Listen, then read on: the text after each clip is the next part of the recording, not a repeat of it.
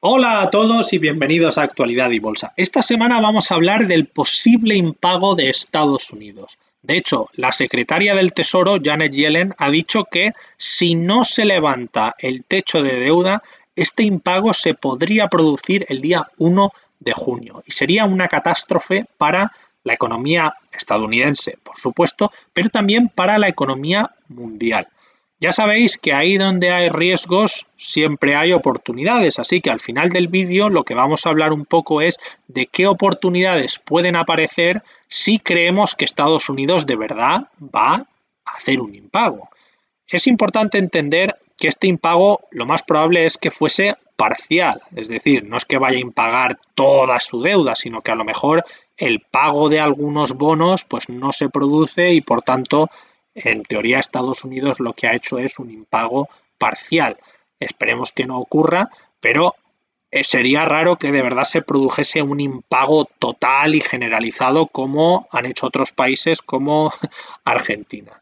Lo importante de esta historia es que el problema que tiene Estados Unidos ahora mismo es que el Congreso de allí te deja gastar hasta cierto punto, pero si quieres gastar más y ese gasto, y esto es importantísimo, lo quieres cubrir con emisiones de deuda, pues cuando llegas a ese techo de gasto, por eso se llama US Debt Ceiling, ya no puedes emitir más bonos y tienes que ir al Congreso de nuevo para que el Congreso aumente ese techo. Si no, pues lo que pasa es que te estarías saltando la ley. Por eso está ahora todos los días en las noticias el rollo de que republicanos y demócratas no se ponen de acuerdo para aumentar este techo de gasto. Una pincelada muy rápida sobre la política que hay detrás de todo esto. Los demócratas quieren aumentar el techo de gasto para llevar a cabo su presupuesto y los republicanos, hay algunos que no están de acuerdo ya directamente en subir el techo de deuda y otros que están de acuerdo, pero que si se sube pues tiene que ser con el presupuesto de los republicanos, que es un presupuesto, como os podéis imaginar, mucho más conservador que el de los demócratas. En cualquier caso, aquí es una tontería buscar culpables, porque más adelante en el vídeo os enseñaremos un gráfico en el que podéis ver que todos los presidentes de Estados Unidos, algunos más que otros, pero todos han gastado más dinero y han aumentado la deuda. De hecho, Estados Unidos es el país más endeudado del mundo ahora mismo en niveles absolutos. Hay un reloj muy famoso que se llama el US Debt Clock que recoge cuánto dinero debe Estados Unidos y las cifras son alarmantes. Estados Unidos tiene una deuda de 31 trillones de dólares. Ya sabéis que aquí hablamos, las cifras las decimos en inglés, 31 trillion, 31 trillones de dólares. Esta es una cifra gigantesca. De hecho, solo Estados Unidos supone casi la mitad de toda la deuda mundial soberana.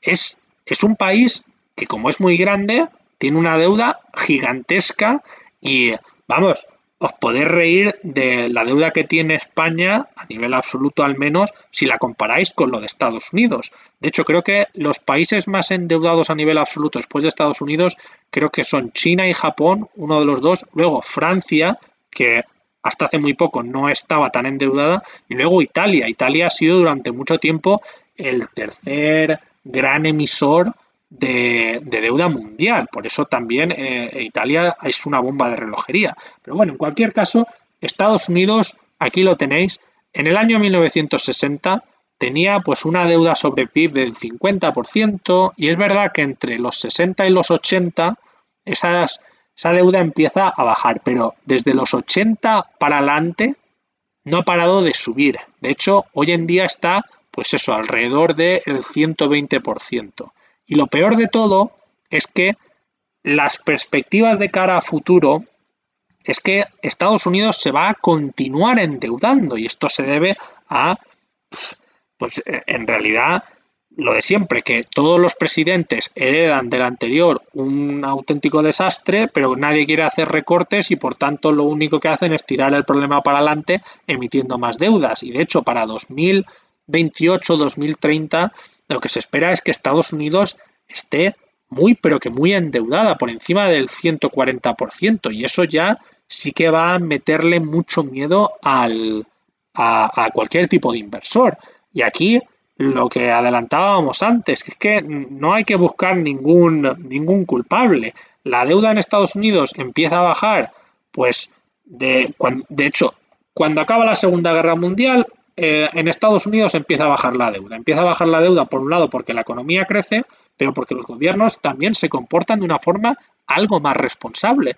Pero es verdad que desde la década de los 80, y aquí ya pues metemos a Reagan, a Bush, Clinton, Bush hijo, Obama, Trump, todos los presidentes se han dedicado a gastar y además a gastar muchísimo. Obama, por ejemplo, gastó una barbaridad porque supuestamente venía de la recesión, pero claro, cuando se acaba la recesión y sigue gastando, pues no tiene sentido. Trump igual. Trump hereda una economía en tiempos de paz y la llena de deuda, y Biden hereda una economía de Trump ya muy endeudada. A lo mejor se puede discutir un poco si estamos ya en tiempos de paz o no, pero también se dedica a endeudarla muchísimo más con todos los programas de estímulo. Así que pues es lo de siempre, más y más deudas, y al final, pues tanta deuda acaba con tu calidad crediticia. Y de hecho, si miráis cuál es la calidad crediticia de Estados Unidos, lo que veréis es que algunas agencias la ponen como doble A. Lo más alto es el triple A y luego un escalón por debajo está el doble A plus.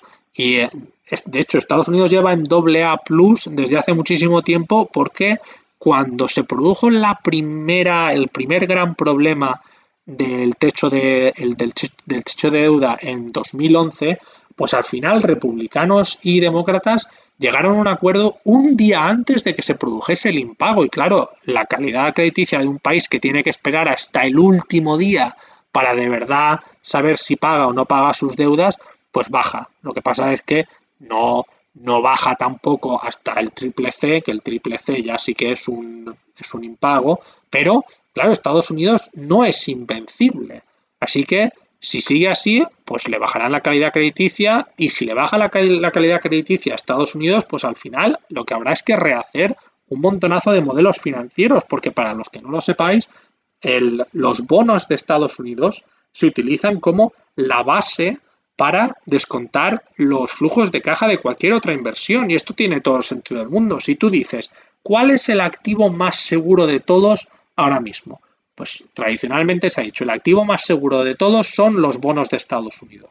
¿Y cuánto te paga un bono de Estados Unidos? Pues bueno, ahora mismo un bono te paga un 4%. Entonces, lo que no tiene sentido es que si tú haces una inversión que tiene más riesgo que el activo con menos riesgo, pues que vayas a intentar descontar los flujos de caja por menos de ese 4%. Los tendrás que descontar por un 4% más un margen, y ese margen ya va a depender del riesgo que tiene tu inversión. Las inversiones más arriesgadas se tendrán que descontar con tasas de interés muchísimo más altas. Si os sirve como metáfora, la deuda de Estados Unidos es como una especie de sol, y todo lo que hay alrededor pues gira alrededor de ese sol. Entonces, si ese sol se mueve para arriba, pues todo se tiene que mover para arriba, porque el mercado lo que asume es que el activo con menos riesgo es la deuda de Estados Unidos.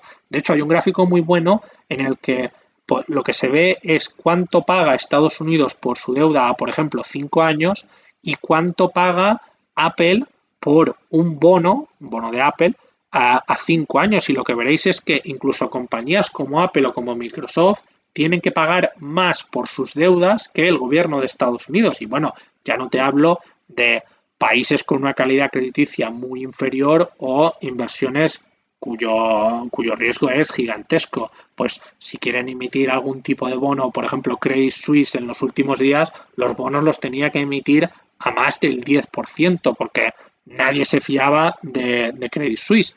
Pero bueno, como ya hemos dicho, ahora ya vamos a entrar en la parte de qué oportunidades hay. Pues la primera de todas son los CDS. ¿Qué son los CDS? Pues los CDS son los Credit Default Swaps.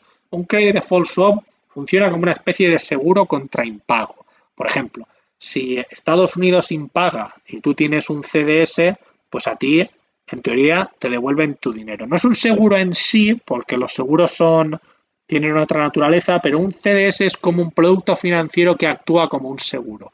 Y ahora mismo, si tú quieres tener un CDS a 5 años de deuda americana, pues tienes que pagar 65,30 bips. Entonces, ¿qué pasa en la medida en la que la posibilidad de default o de impago aumenta? Pues que el precio de este producto financiero sube. De hecho, si pudiésemos ver cuánto valían el credit default swap de 5 años hace un mes, lo que veríamos es que su precio era muy barato. Así que los que de verdad penséis que Estados Unidos puede quebrar, bueno, puede hacer un impago, pues lo que tendríais es que estar comprando estos productos financieros porque valdrán una fortuna en cuanto se produzca el default. De hecho, los que hayáis visto la película de Big Short, es precisamente esto. Lo que compraron fueron CDS, pero contra impagos de hipotecas o de carteras de hipotecas. Pero los CDS también existen para deuda soberana. Y de hecho, Estados Unidos ahora tiene un precio mucho mayor al, por ejemplo, España, Portugal, Canadá, Francia, un montonazo de países, porque la gente tiene miedo de verdad de que por algún error humano o lo que sea, Estados Unidos acabe impagando. ¿Qué otras inversiones interesantes hay por ahí? Pues si Estados Unidos impaga y Estados Unidos impaga e impaga en dólares, pues lo que tiene todo el sentido del mundo es que otras monedas se beneficien, como por ejemplo el euro. Bueno, quien dice el euro, puede ser la libra, puede ser lo que sea. Y de hecho, el euro este año ha ido recuperando algo de terreno respecto al dólar. Y ya veremos si se produce un impago, pues lo que pasará con el euro. Lo más probable es que suba, aunque bueno, como también depende de lo que hagan todos los países de la zona euro, no es una apuesta segura, pero monedas fuertes contra el dólar y que sus países pues no tengan un riesgo de impago, pues esas monedas van a funcionar. El euro es una, pero también está el franco suizo, también está la libra, pues otras monedas en las que los países no vayan a impagar. ¿Qué otros activos más tradicionales han funcionado cuando en Estados Unidos la gente empieza a tener miedo a los impagos? Pues el oro, por ejemplo. El oro es el activo de referencia de toda la vida y de hecho ha tenido un muy buen comienzo de año. Si miráis más o menos 6 meses, lo que veréis es que el oro ha subido y ha subido de forma considerable. No es el único motivo, el posible impago de Estados Unidos, pero es verdad que el oro siempre ha funcionado como una especie de herramienta diversificadora contra el dólar y por tanto contra todos esos papeles, que a fin de cuentas las deudas son IOUs, papeles que dicen yo te debo tanto, pues el oro siempre ha servido como esa herramienta para luchar contra este tipo de problemas. Y por tanto, si el oro ha funcionado, pues también funciona la plata.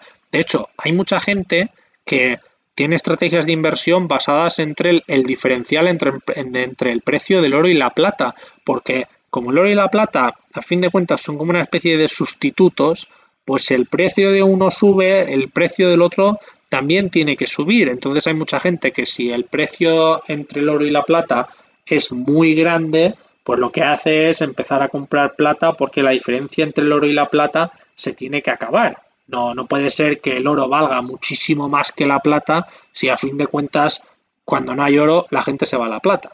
Y finalmente, y esto a lo mejor es una buena noticia para todos los que invierten en criptomonedas, como ya dijimos, si al Bitcoin le iba mal el año pasado porque el dólar se fortalecía, pues ahora está ocurriendo lo contrario. Si el dólar se debilita y se debilita porque se teme un impago de Estados Unidos, pues al Bitcoin le tiene que ir bien si la consideramos una moneda. Y al igual que pues, otras criptomonedas importantes como puede ser el Ethereum. Estos activos tienen que funcionar bien porque si la gente pierde la confianza en Estados Unidos y por tanto pierde la confianza en el dólar, pues tendrá que meter en otra moneda. Ya hemos hablado del euro, del franco suizo, de la libra, pero las criptomonedas también están ahí. Hasta aquí el vídeo esta semana, espero que os haya gustado y nos vemos la semana que viene. Hasta pronto.